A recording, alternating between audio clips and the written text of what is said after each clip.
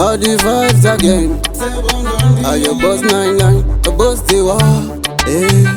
Moto wengo motapatidza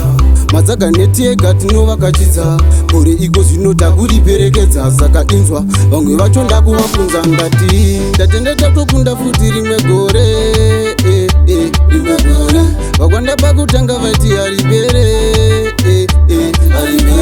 tatenda tatokunda futi rimwe gore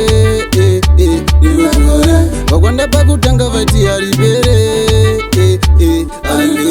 kushanda tichishingaira sevarume pamwe tinomiramira asi pamwe pacho tinobudikira kumashure vamwe vachida kutidzorera we are the real Jenna, we are perfect, the real Jenna, I'll never surrender. No matter what, kumberi tinoyenda sajenda rahuva uti ativeta surrender. Tatenda tatokunda futi rimwe gore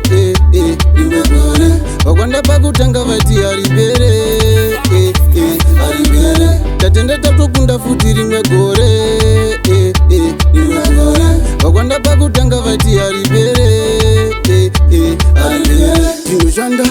matipamukana matipamunda pano zvinoringana kubasa kwemangoma vanodhuvana vanoziva 5 nditori chimwana basa ndinopeta kuita kusiya ndawaridza vana valike pangoma ndinokachidza ndiri moto wetega kuno ndinovakwidza chikwa kuno vamwe vacho vakundikudza tatenda tatokunda futi rimwe gore vakwanda pakutanga vaiti haripere tatenda tatokunda futi rimwe gore vakwanda pakutanga vaiti haripere kushanda tichishingaira sevarume pamwe tinomiramira asi pamwe pacho tinobudikira kumashure vamwe vachida kutidzorera we are the real Jenna, we are perfect, the real Jenna, I'll never surrender. No matter what, kumberi tinoyenda sajenda rahuva uti ativeta surrender. Tatenda tatokunda futi rimwe gore vakwanda pakutanga vaiti haripere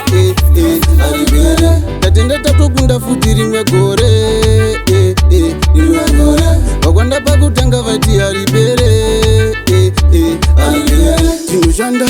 matipamukana matipamunda pano zvinoringana kubasa kwemangoma vanodhuvana vanoziva 5 nditori chimwana basa ndinopeta kuita kusiya ndawaridza vana valike pangoma ndinokachidza ndiri moto wetega kuno ndinovakwidza chikwa kuno vamwe vacho vakundikudza tatenda tatokunda futi rimwe gore